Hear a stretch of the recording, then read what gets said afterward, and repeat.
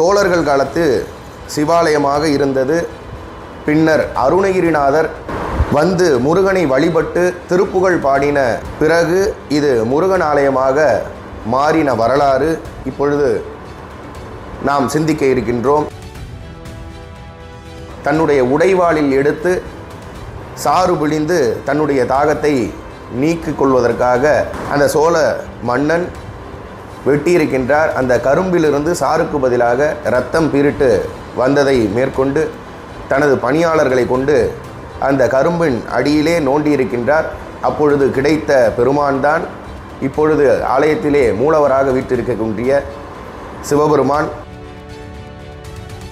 ஆலயத்தின் பரிவாரத்திலே வள்ளி தெய்வானை முருகனாக இருக்கக்கூடிய இறைவன் இன்று மூலஸ்தானமாக கருதப்படுகின்ற 3 மூலஸ்தானங்கள் இங்கு உள்ளன. ஆதிநாதர், ஆதிநாயகி, முருகப்பெருமான். வயலூர் என்றாலே அனைவரின் நினைவுக்கும் வருவது முருகப்பெருமான். இங்கு 3 மூலஸ்தானங்களாக இறைவன் அருள்பாலித்து கொண்டிருக்கின்றார். பொய்யா கணபதி என்ற நாமத்தோடு இப்பொழுது விளங்குகின்ற நமது விநாயக பெருமான் அசரீரியாக எங்கு இவன் முருகப்பெருமானின் திரு அருளை வாங்காது இடத்தை விட்டு நீங்குவானோ என்று கருதி அசரீரியாக இதுதான் வயலூர், தம்பியின் வார்த்தை பொய்க்காது அருணகிரிநாதா உள்ளே வா, இதுதான் வயலூர் அப்படின்னு சொல்கிறார். பொய்க்காதுன்னு சொன்னனால பொய்யா கணபதினே ஐயா நாமமாகி போயிடுது. ஒரு சாதாரணமாக இருக்கக்கூடிய நடராஜர் இங்கே கிடையாது. முயலகன், விரிசடை இது போன்ற எதுவுமே இங்கே கிடையாது. நடராஜ பெருமானை பார்ப்பதற்கு இங்கு 2 கண்கள் போதாது. நிறைய ஆண்கள் பெண்களுக்கெல்லாம் இன்று திருமணங்கள் தடைகள் நிறைய ஏற்படுகின்றன. இங்கு வள்ளி தெய்வானோடு முருகப்பெருமான் சுப்பிரமணியராக இருக்கக்கூடிய காரணத்தால் நிறைய சுபமுகூர்த்த தேதியிலே நிறைய கல்யாணங்கள் நடைபெற்றும். இப்போ குழந்தைகள்லாம் திக்குவாயாகவும் வாய் பேச முடியாத குழந்தைகளாகவும் இருக்கக்கூடிய குழந்தைகளுக்கு இங்கே முருகப்பெருமானுக்கு அபிஷேக நேரத்திலே தேன் வாங்கி கொடுத்து அந்த தேனை எடுத்துகிட்டு போயிட்டு 48 நாட்கள் பூஜை அறையில் வைத்து முருகா அப்படின்ட்டு ஓம்னு எழுதுனா அது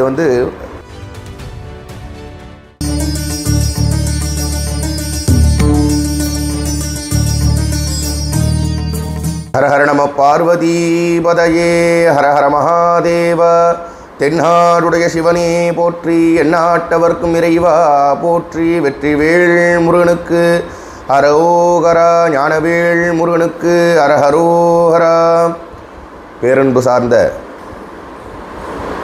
பரிகார ஸ்தலங்கள் யூடியூப் சேனல் நேயர்கள் அனைவருக்கும் நமது திருச்சிராப்பள்ளி மாவட்டம் ஸ்ரீரங்கம் வட்டம் அருள்மிகு குமாரவயலூர் ஸ்ரீ சுப்பிரமணிய சுவாமி தேவஸ்தான ஆலயத்தை பற்றி நாம் இன்று வரலாற்றுடன் தெரிந்து கொள்ள இருக்கின்றோம். அனைவருக்கும் இனிய வணக்கங்களுடன் ஆரம்பிக்கின்றோம். இது ஒரு சிவாலயம். சோழர்கள் காலத்து சிவாலயமாக இருந்தது.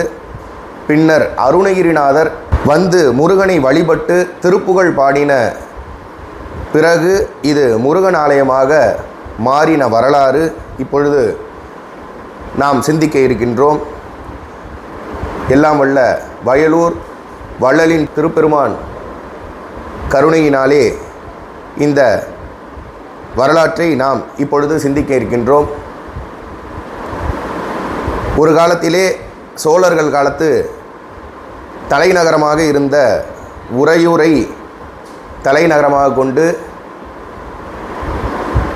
இப்பகுதியிலே வயல்கள் சூழ்ந்த இடமாக மட்டுமே இருந்ததனால் இன்றும் இது வயலூர் என்று தனிப்பெரும் பெயர் கொண்டு விளங்குகின்றது. அதன் மூலம் வருடத்திற்கு ஒரு முறை இங்கு நகர்வலம் வருவதற்காக சோழன் ராஜா ஒரு முறை இங்கு இப்பகுதிக்கு வந்திருக்கின்றார். தாகம் ஏற்பட்ட காரணத்தினால் ஒரு கரும்பு வயல்கள் சூழ்ந்த இடத்திற்கு இது இருந்திருக்கின்றது. 3 கிளை கண்ட கரும்பாக முக்கன் பெருமான் சிவபெருமான் தோன்றி இவ்வுலகத்திற்கு வெளிப்பட நினைந்து 3 கிளை கொண்ட கரும்பாக வளர்ந்திருக்கின்றார். தன்னுடைய உடைவாளில் எடுத்து சாறு பிழிந்து தன்னுடைய தாகத்தை நீக்கிக் கொள்வதற்காக அந்த சோழ மன்னன் வெட்டியிருக்கின்றார். அந்த கரும்பிலிருந்து சாருக்கு பதிலாக இரத்தம் பீரிட்டு வந்ததை மேற்கொண்டு தனது பணியாளர்களை கொண்டு அந்த கரும்பின் அடியிலே நோண்டியிருக்கின்றார். அப்பொழுது கிடைத்த பெருமான் தான் இப்பொழுது ஆலயத்திலே மூலவராக வீற்றிருக்கக்கூடிய சிவபெருமான். இவருக்கு அக்னீஸ்வரமுடைய மகாதேவர், மரப்பிளிநாதர், ஆதிநாதர் என்று சிறப்பு பெயர்களோடு விளங்குகின்றது. அம்பாளுடைய திருநாமம் உமா தேவி பட்டாரிகா, ஆதிநாயகி என்று அழைக்கப்படுகின்றது. இவ்வாறு தோன்றிய இறைவனுக்கு அந்த சோழராஜா காமீக ஆகம முறைப்படி ஆலயம் எழுப்பியிருக்கின்றார். எப்படி நமது வீடுகளுக்கெல்லாம் வாஸ்து பார்த்து வீடு கட்டுவோமோ அதே போல் சிவபெருமான் ஆலயத்திற்கு 28 ஆகமங்கள் இருக்கின்றன. அதிலே மிக முக்கியமான ஆகமமாக காமீக ஆகம முறைப்படி இவ்வாலயம் அமைக்கப்பட்டது. அது ஆகமம் என்ன கூறுகின்றது என்றால், ஒவ்வொரு திசையிலும் எந்தெந்த சன்னதி வர வேண்டும், பூஜை முறைகள் எப்படி என்பதை அந்த ஆகமத்தின்படியாக தெரிந்து கொண்டு இந்த ஆலயம் காமீக முறைப்படி கட்டின ஆலயமாக அமைக்கப்பட்டது. பிற்காலத்திலே, அதாவது கிபி 7ஆம் நூற்றாண்டிலிருந்து 9ஆம் நூற்றாண்டிற்குள் இந்த ஆலயம் அமையப்பெற்றுள்ளது. இது தேவார ஸ்தலங்களிலே வராது, வைப்பு ஸ்தலங்களிலே வரக்கூடிய திருத்தலமாக விளங்குகின்றது. இங்கிருந்து சமீபமாக இருக்கக்கூடிய உய்யகொண்டான் திருமலை என்று சொல்லக்கூடிய தேவார தலம் இங்கு இருந்து மிக அருகாமையில் இருக்கின்றது. அங்கு 3 தேவாரமும் நமக்கு கிடைக்கப்பெறுகிறது. ஆனால் இவ்வாலயத்தில் ஏன் கிடைக்கவில்லை என்றால், தேவார தலங்கள் இருந்திருக்கலாம், அது நமக்கு கிடைக்காத பட்சத்தில் இது வைப்பு ஸ்தலமாக கருதப்படுகின்றது. இவ்வாறு இறைவனின் திருநாமம் ஆதிநாதராகவும் ஆதிநாயகியாகவும் அழைக்கப்பட்டு அந்தந்த திசைகளிலே எல்லா தெய்வங்களுக்கும் ஆலயம் எழுப்பி இந்த ஆலயம் 6 கால பூஜையோடு 3 கால அபிஷேகம் 6 கால பூஜைகளோடு நடைபெற்று கொண்டிருக்கின்றது இன்று வரையிலே. இதன்படியாக ஆலயத்தின் பரிவாரத்திலே வள்ளி தெய்வானை முருகனாக இருக்கக்கூடிய இறைவன் இன்று மூலஸ்தானமாக கருதப்படுகின்ற 3 மூலஸ்தானங்கள் இங்கு உள்ளன. ஆதிநாதர், ஆதிநாயகி, முருகப்பெருமான். வயலூர் என்றாலே அனைவரின் நினைவுக்கும் வருவது முருகப்பெருமான். இங்கு 3 மூலஸ்தானங்களாக இறைவன் அருள்பாலித்து கொண்டிருக்கின்றார். அவ்வாறு அமையப்பெற்ற முருகன் தன்னுடைய பெருமையை இவ்வுலகத்திற்கு எடுத்துரைப்பதற்காக ஒரு திருவிளையாடலை நிகழ்த்துகின்றார். எவ்வாறு என்றால், பிற்காலத்திலே அருணகிரிநாதர் திருவண்ணாமலையிலிருந்து இங்கு வந்து அருள் வாங்கிய பிறகு அவர் திரு புகழை இங்கிருந்து தான் தொடங்குகின்றார். அந்த வரலாறு, அருணகிரிநாதர் வரலாறு திருவண்ணாமலையிலிருந்து தொடங்குகின்றது. அதிலே பாதியாக இப்பொழுது உரைக்கின்றேன்.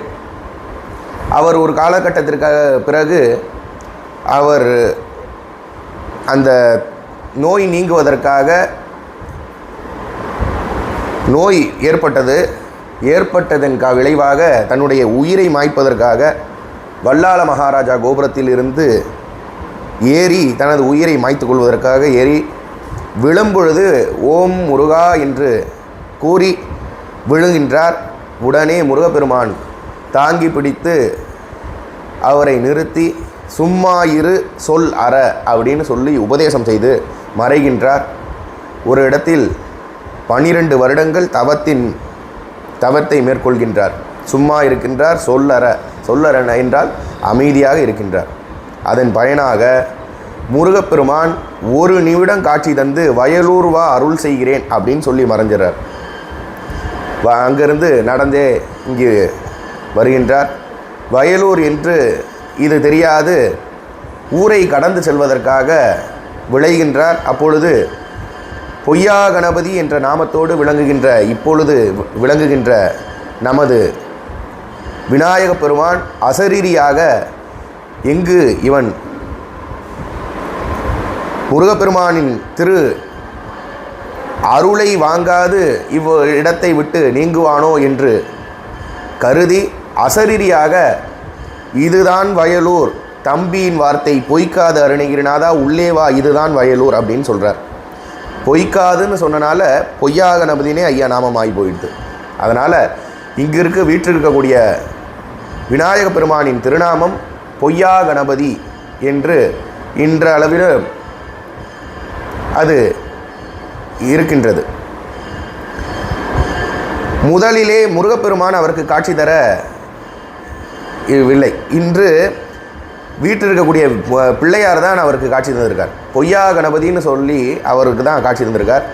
அவர்கிட்ட தான் முதல்ல திருப்புகழ் பாடுறார். கைத்தள நிறைகனி அப்பமோடு அல்பொரின்னு சொல்லக்கூடிய பாடல், பக்கரை விசித்திரமணி உம்பரு திரு தேனுமணி நினது திருவடி விடைமனசு வேலைன்னு 5 பாட்டு பாடியிருக்கார். 5 பாடல்கள் பாடின உடனே விநாயக பெருமான் மனம் மகிழ்ந்து உள்ளே போ, வள்ளி தெய்வானோட காட்சி தர விளைகின்றான் அப்படின்னு சொல்லி அனுப்புகிறார்.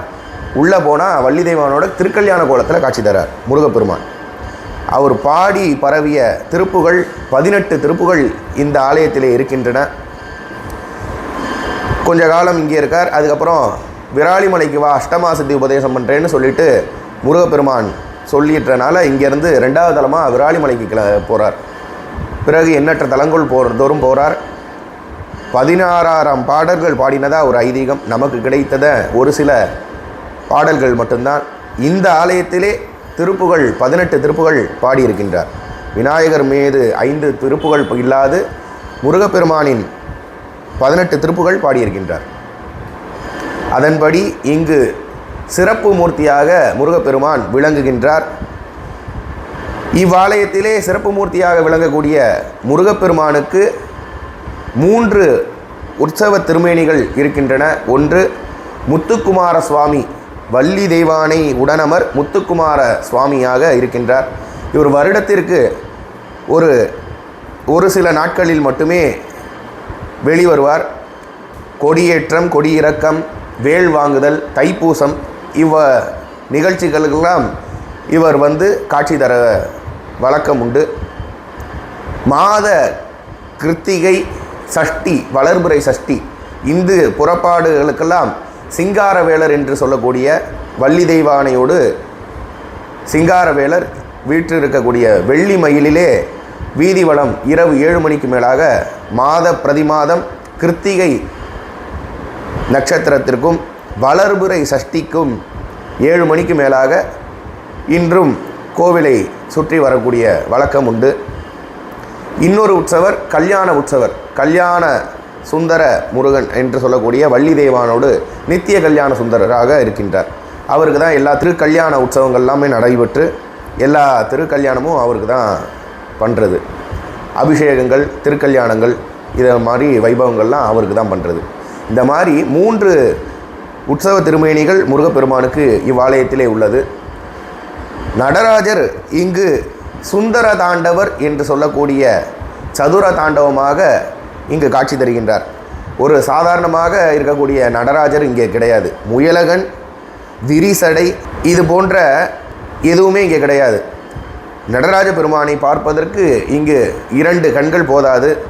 அதே போல சிவகாமி அம்மை உடனமர், நடராஜ பெருமான் இங்கு சுந்தர தாண்டவர் என்று சொல்லக்கூடிய சதுர தாண்டவராக வீற்றிருக்கின்றார்.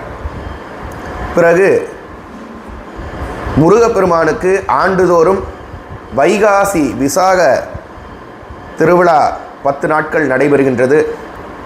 கந்தசஷ்டி உற்சவமாக 6 நாட்கள் நடைபெறுகின்றது.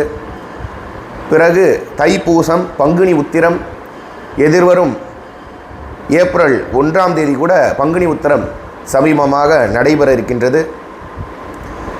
சென்ற ஆண்டு பிப்ரவரி மாதம் 19ஆம் நாள் மகா கும்பாபிஷேகமான நடைபெற்று இன்று சம்பத்சராபிஷேகம் என்று சொல்லக்கூடிய வருடாபிஷேகம் நடைபெற்று இப்பொழுது பஞ்சமூர்த்தி புறப்பாடுகள் நடைபெற இருக்கின்றது.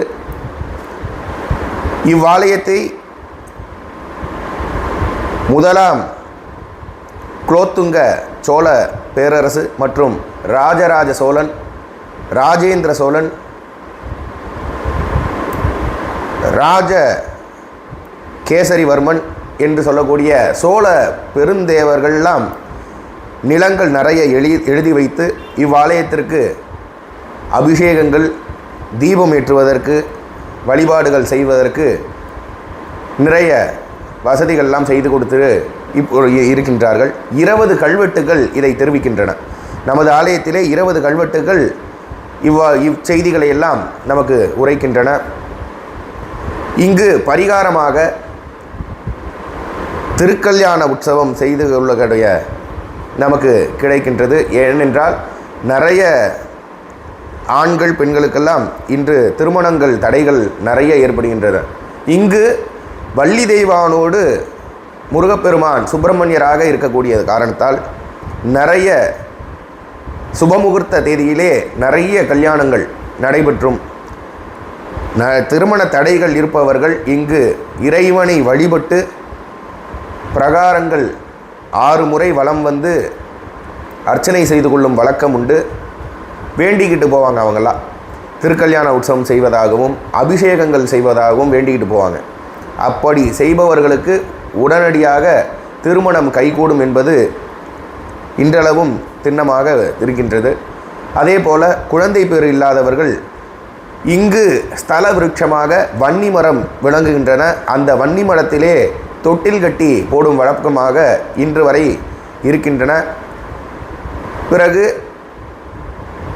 இங்கு வாய் பேச முடியாத குழந்தைகளுக்கு சிறப்பாக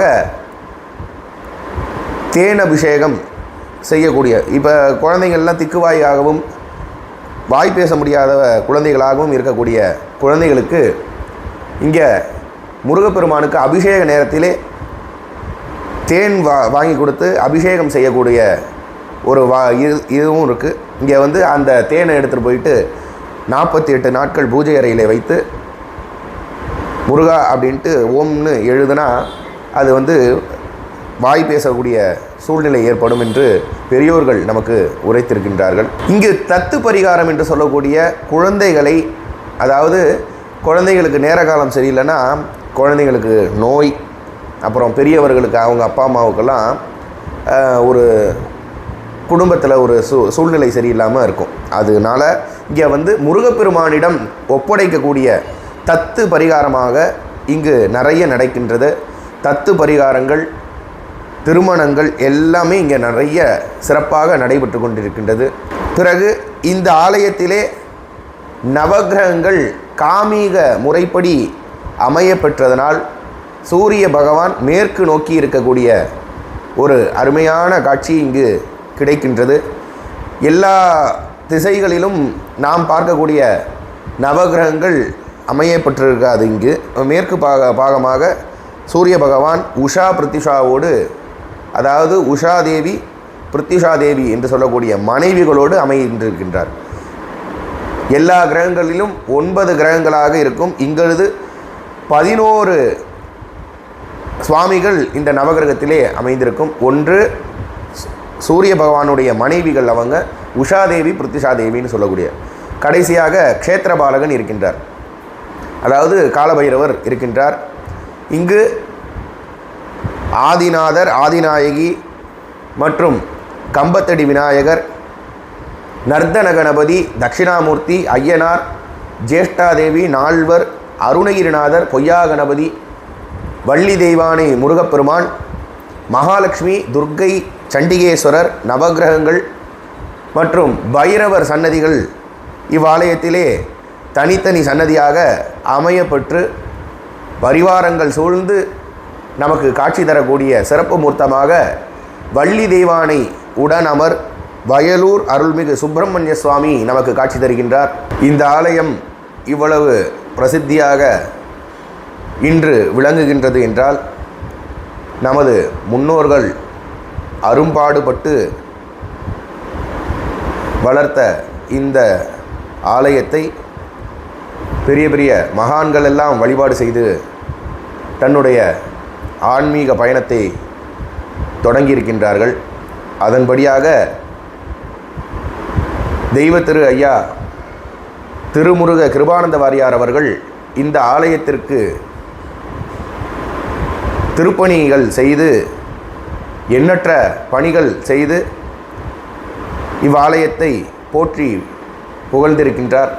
அவர் எந்த ஒரு சாதாரணமாக அவருடைய பேச்சுக்களை எல்லாம் கேட்டாலே வயலூர் வள்ளலின் தனிப்பெருங்கருணையினாலே என்று சொல்லிதான் இந்த முருகப்பெருமானை கூறிதான் ஆரம்பிப்பார்.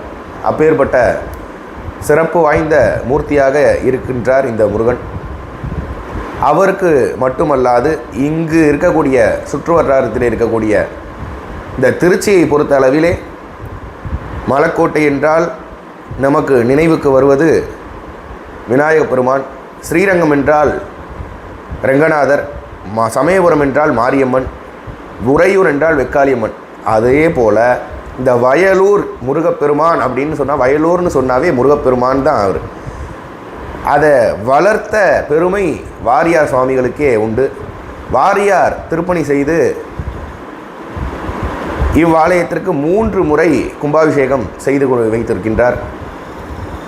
அரும்பாடுபட்டு வளர்த்த இந்த ஆலயம் அவருடைய திருப்பணியிலே இன்று சிறப்பாக நாம் ஆலயத்தை அமைத்து இன்று இந்து சமய அறநிலை ஆட்சித்துறைக்கு உட்பட்ட இந்த ஆலயம்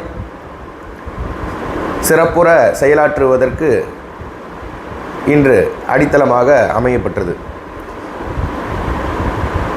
வாரம் வாரம் வியாழக்கிழமை அன்று 6 மணிக்கு தங்க கவசம் சாற்றி முருகப்பெருமானுக்கு சிறப்பு பூஜைகள்லாம் நடைபெற்று கொண்டிருக்கின்றது. 8 மணியிலே அளவிலே அது தங்க கவசம் நீக்கி இறைவனை பூஜை செய்து, ஏன் அப்படின்னா பிரதிவாரம் வியாழக்கிழமை மட்டும் ஏன் சாட்டுறாங்கன்னா அதில் ஒரு சுவாரஸ்யமான கதை இருக்குது. அப்படின்னா ஒரு 10 வருஷத்துக்கு முன்னாடி, ஒரு 20 வருஷத்துக்கு முன்னாடி வாரியார் சுவாமிகள் இங்கே மலைக்கோட்டையில் வந்து சொற்பொழிவாற்றுவாராம். அப்போ ஆற்றும் பொழுது வயலூருக்கு கைங்கரியமாக தங்க கவசம் செய்யலான்னு இருக்கோம் அப்படின்னு சொல்லி நிறையா பேர் அதுக்கு இசைந்து தன்னுடைய மூக்குத்தி எல்லாம் கூட கழுத்தி அதில் போட்டிருக்காங்க. அதன்படியாக அந்த பக்தியை மெச்சுவதன் பொருட்டு இன்று வியாழக்கிழமை சாற்றக்கூடிய வழக்கமாக உள்ளது. நமது ஆலயத்தின் நேரமாக காலை 6 மணியிலிருந்து மதியம் 1 மணியாக இருக்கின்றது. நடை சாற்றப்பட்டு பிறகு 3:30க்கு நடை திறக்கப்பட்டு மறுபடியும் இரவு 9 மணிக்கு பூட்டப்படுகின்றது. 6 கால பூஜையோடு நடைபெறுகின்றது. காலை 6 மணிக்கு உஷற்காலமும், 8 மணிக்கு காலசந்தியும், 1 மணிக்கு உச்சி காலமும் பூஜைகள் நடைபெற்று நடை சாற்றப்படுகின்றது. 3:30 மணிக்கு மறுபடியும் திறக்கப்பட்டு 5 மணிக்கு சாயரக்ஷை பூஜையும், 2ஆம் காலமாக 7:30 மணிக்கு நடைபெற்று 9 மணிக்கு அர்த்தஜாம பூஜையாக நடைபெற்று, இவ்வாலயத்திலே பள்ளியறை தனியாக கிடையாது, பள்ளியறை பூஜை கிடையாது. ஆதலால் அர்த்தஜாம பூஜையோடு நமது 6 கால பூஜைகள் நிறைவடைந்து ஆலயம் சாற்றப்படுகின்றது. வரக்கூடிய அன்பர்கள் காலை 6 மணிக்கு மேலாக 1 மணிக்குள்ளாக வந்து இறைவனை வழிபாடு செய்யலாம்.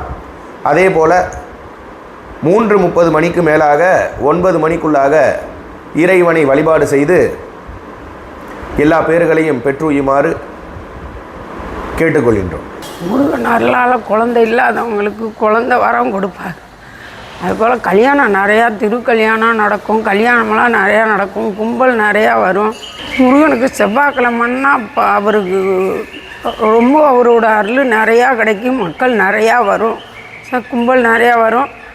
ஆனால் முருகன் குழந்தை இல்லாதவங்களுக்கு குழந்தை வரம் கொடுக்குறாரு, கல்யாணம் ஆகாதவங்களுக்கு கல்யாணம் பண்ணி வைக்கிறாரு. அது மாதிரி குழந்தைங்க பேசாத குழந்தைங்களுக்கு அவருக்கு தேனில் அவசியம் பண்ணி கொண்டு போய் நாக்கில் தொட்டு வச்சாங்கன்னா அது நல்லபடியாக குழந்தைங்க பேசும். முருகனோட அருள் எனக்கு. ஆனால் எனக்கு அவர் செஞ்சதே என்னால் சொல்லவே முடியாது. எங்களுக்கு செஞ்சதை இன்னும் அவர் எங்களுக்கு நல்லா தான் செஞ்சுக்கிட்டு இருக்கார். மக்களுக்கும் வர்ற மக்கள் அத்தனைக்கும் அவர் காட்சி கொடுக்குறாரு. எல்லா பேருக்கும் அனைவருக்கும் வணக்கம். வயலூர் கோயிலுக்கு நாங்கள் வாரம் செவ்வாய்க்கிழமை வருவோம். நானும் என் ஃப்ரெண்டும் வருவோம். இங்கே எல்லா திருவிழாக்களும் அப்படியே ரொம்ப கிராண்டாக நடக்கும். இன்றைக்கி கூட வருஷாபிஷேகம் போயிட்டுருக்கு. ரொம்ப சுவாமியை பார்க்குறதே மனசில் அவ்வளோ திருப்தியாக இருக்கும் எங்களுக்கு. நிறைய விஷயங்கள் நாங்கள் நினச்சதெல்லாம் இங்கே வர எங்களுக்கு நடந்து கொடுத்துருக்காரு சுவாமி. இங்கே ஒவ்வொரு திருவிழாவும் ஒவ்வொரு வாரமும் கூட்டமாக இருக்கும். ஒவ்வொரு சஷ்டிக்கும் இங்கே விசேஷமாக இருக்கும். நீங்கள் எல்லோரும் வந்து இந்த வயலூர் முருகப்பெருமானை தரிசித்து பயனடையணும்னு கேட்டுக்கிறேன். ஒவ்வொரு செவ்வாய்க்கிழமையும் இங்கே பக்தர்கள் கூட்டம் எப்போதுமே அதிகமாகவே இருக்கும். பங்குனி உத்திரம், தைப்பூசம் இந்த டைமில் வந்து பால்குடம் எடுத்து வர மக்களும் ரொம்ப அதிகமாக இருப்பாங்க. ஒவ்வொரு விசேஷமும் இங்கே ரொம்பவே நிறைய பக்தர்கள் வந்து வருவாங்க. நாங்களும் ஒவ்வொரு செவ்வாய்க்கிழமை அன்னைக்கு அன்னதானமும் இருக்கும். அடியார்கள் வந்து திருப்புகள் வந்து பாடுறதும் நிறைய பேர் வருவாங்க. ரொம்ப விசேஷமாக இருக்கும் இந்த கோவில். நான் இந்த கோவிலுக்கு வந்து ஒவ்வொரு செவ்வாய்க்கிழமையும் நான் ப்ரே பண்ணதில் எனக்கு வந்து ஒரு ஜாபும் எனக்கு வந்து கடவுளோட அருளால் கிடச்சிச்சு. நீங்களும் கடவுளோட அருளை பெற நானும் ப்ரே பண்ணிக்கிறேன். தேங்க்யூ.